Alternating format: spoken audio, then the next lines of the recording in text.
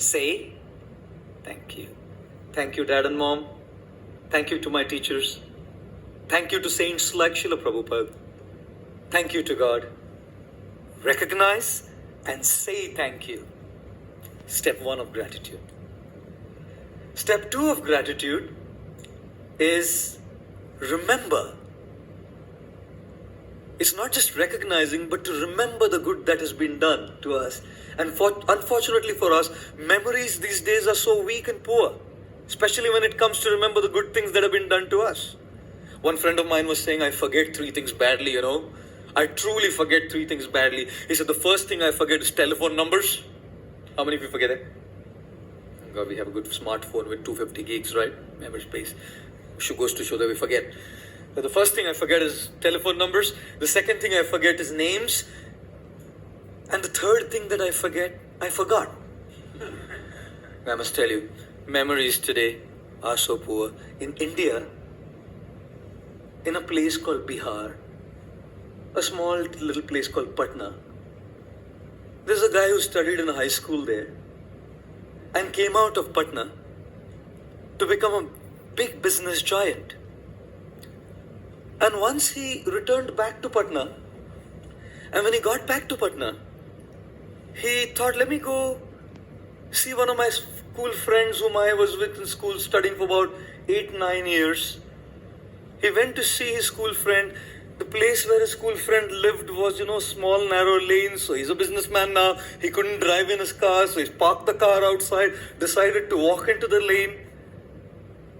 He heard that his school friend whom he studied with for several years in school had turned out to be a priest in a temple. Because his father was a priest. They're not met for a long time. So he went to see his friend, who was now a priest. And firstly, the friend didn't even recognize the guy. He's a big businessman, still a priest. And then they kind of caught up and started talking, and they started sharing their hearts and catching up for whatever long time had been gone on. And then this priest, looking at this new friend who had come after a long time, not even knowing what he's doing, not even knowing where he lives, not even knowing that he's a businessman, said to him, hey, look, you're now living in a big city. If just in case you want to do something and start something and you need some financial help, I've saved up this 25,000 rupees from a long time. I'd like to give it all away to you to start this business. And this businessman was a friend. God, his heart was touched that this man, all he has is 25,000 rupees. And these 25,000 rupees is willing to give it all away to me. This businessman, it made such an impact on the heart of this businessman that on CNBC, this businessman was being interviewed by one of his friends whom I just met this evening, right here. Mr. Kishore Biani was interviewing this businessman. And after asking the sutras for his success, Mr. Kishore Biani asked this businessman, would you like to share the story? And this businessman shared the story with a grateful heart, remembering. His memory hadn't gone weak. He had remembered that this guy had offered me this 25,000 rupees to start something, a venture, and that's all he had. That businessman was none other but Mr. Anil Agarwal, in whose home we are sitting tonight. The same gentleman whom we are sitting in this house today, who with deep gratitude remembered this man in his memory that he was willing to give. Ladies and gentlemen, gratitude is about memory, about remembering what people have done for us, remembering what people do for us, how they come forth to help us. And so many have done that for us. My parents sacrificed so much for me. My mother and father went through such painful times when I became a monk. So much they had to go through for what I do today. Now the world looks at me and the world says, hey, thank you, Swamiji, you're speaking this like you say, we want a selfie and we want a picture, big deal, No one sees what they did for me. No one sees the tears that went into my coming and joining the Hare Krishna movement.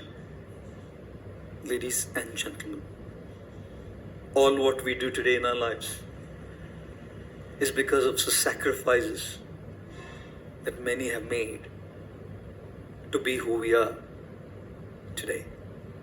And therefore to remember the help, the sacrifices, the good that has been done to us is the second aspect of gratitude. Recognize is the first. Remember is the second aspect of gratitude, which is all about memory. Swamiji Srila Prabhupada, for ISKCON, he made so many sacrifices.